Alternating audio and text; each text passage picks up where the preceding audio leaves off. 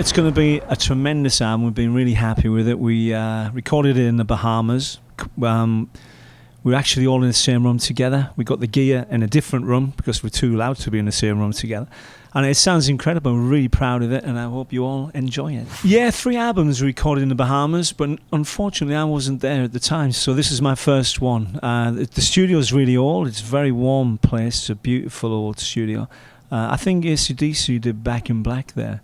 And it has a really tremendous sound, and it hadn't changed for 30 years. The band told me that had the same curtains and the same carpet, but I wouldn't know.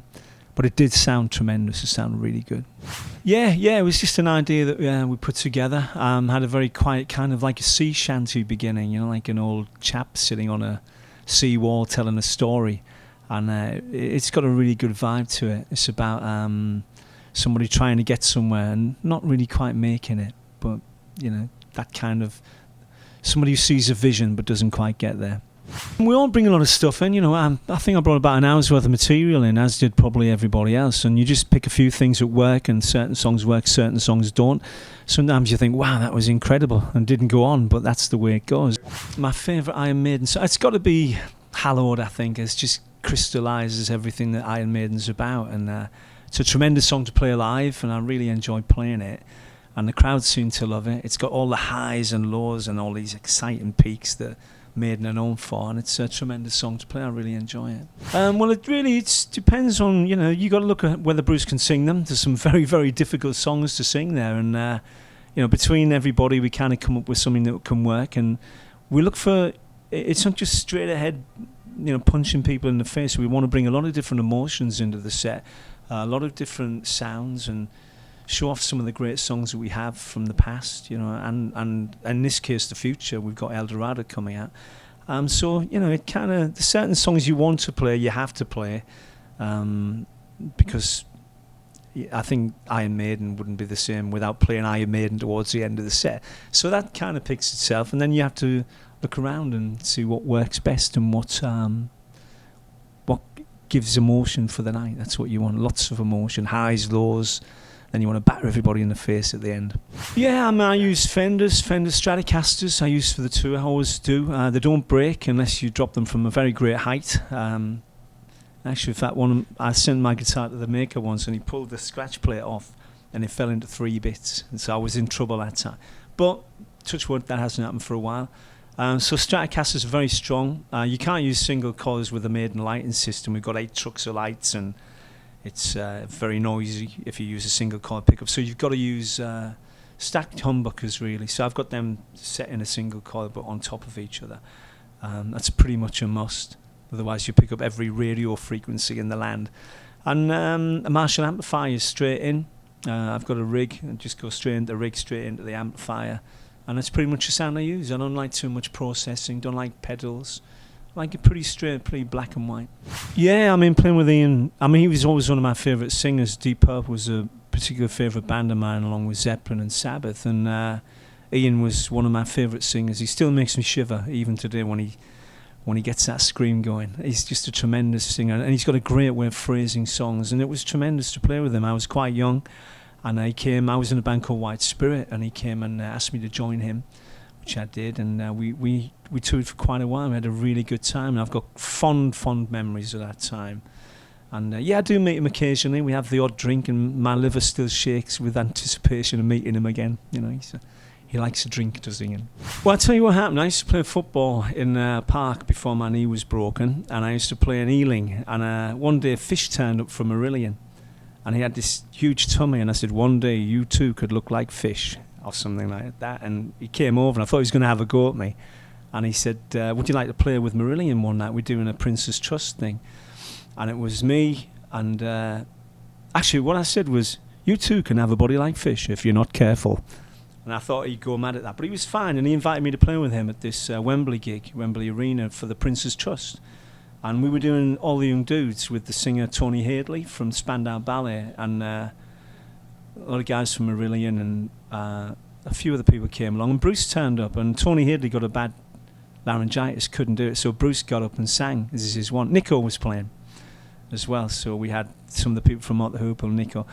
And that's how me and Bruce met up. We used to know each other back in the White Spirit days and through the Gillan days, because Bruce is a big Gillan fan.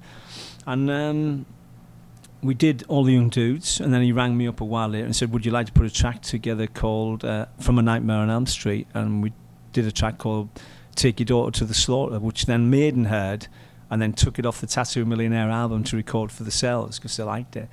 So we wrote another song to fill in for that one. We put Tattoo Millionaire out and then went off on tour, and we had a tremendous time, had a really good time, and it was I've just got fond memories of that. It was fantastic. No, I should be getting a gold watch now. Look, I've got this dodgy freebie.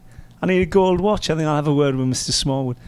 No, I'm shocked. You know, when I came along, I'd never played with another guitar player, and I got sent a tape and asked to learn these songs, and I turned up, and I must admit I didn't think I would fit in with Maiden. But I thought I'd give it a shot, and we did the Trooper first, and when we finished, my hands were shaking with adrenaline. It was so good. And they said, you're in.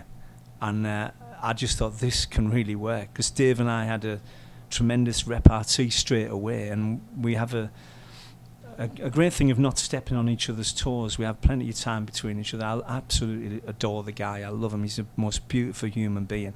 And then when Adrian came back, it just added another facet to the band, and we get on so well. You know, we really do get on well. Now, I think what we try to do, we play very subtly. We don't try and outdo each other. We try and help each other and push each other forward. And it's all about making the band sound better. It's not about megalomania or being the best guitarist or going the fastest. It's about making the songs better, and it's about making Iron Maiden sound bigger and better than it's ever been. And I think we're doing that. You know, I mean, we do keep in touch with Clive, and I haven't seen him since we did the last gig for him. But we set up a charity fund for Clive. He has MS now. And we set up a special charity fund, and we do the odd gig to keep the fund topped up. And it doesn't just help Clive, it helps other people too, but it's mainly for Clive. We do keep in touch. Paul I haven't seen for a long, long time. I did a little bit of work with him. He's a great guy. He's a really fun fella to hang out with. I think we had Neil Murray in the band, who's a tremendous bass player. And Pete Willis from Def Leppard was in that Gog Magog. And basically, we just got together for an afternoon with a guy called Jonathan King, who's a bit of an entrepreneur. And he had some songs, and he went to Geffen, and he was after putting a band together, so they called us up. He actually rang me up, and I told him to bugger off. And I didn't think it was him. I thought it was one of my friends mucking around. And when he finally got through and said it was him, and he rang me 3 times before I believed it was him anyhow. Kept putting the phone down on him. And then I said, I think you've got the wrong guy. I said, one, I've never been to America. The Gillan band were big in Europe, they were big in the Far East. We travelled extensively in those places, but not in America. And he said, look, I've got an extensive American network of people, and you're the one you're the guitar player, the one in this band. So I went along to the studio, and we just basically went through 3 tracks in an afternoon, put a few solos down, had a really good time, had some good fun, and left it to him. He went to Geffen, couldn't get the deal he wanted, and so he put the single out as a taster for an album, if he could put that together, but that never materialised. But it was really good fun. It was done very quickly and very tongue-in-cheek, and we had a good laugh. I haven't seen Blaze for a while, but I got on, really well with Blaze, and he was tremendous when he was in the band, and gave everything he had.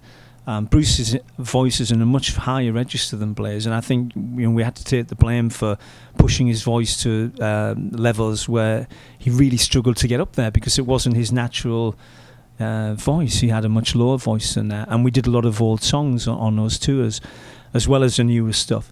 And so it affected his voice a lot. But he was a tremendous. He went out there, gave everything he had every night, and he's a great chap. And I haven't seen him for a while, but mainly because I live in the north of England, and when we tour, and he generally turns up for the odd gig, so maybe he might turn up at Nebworth this time. Hopefully he does, and if he does, I shall get him a drink.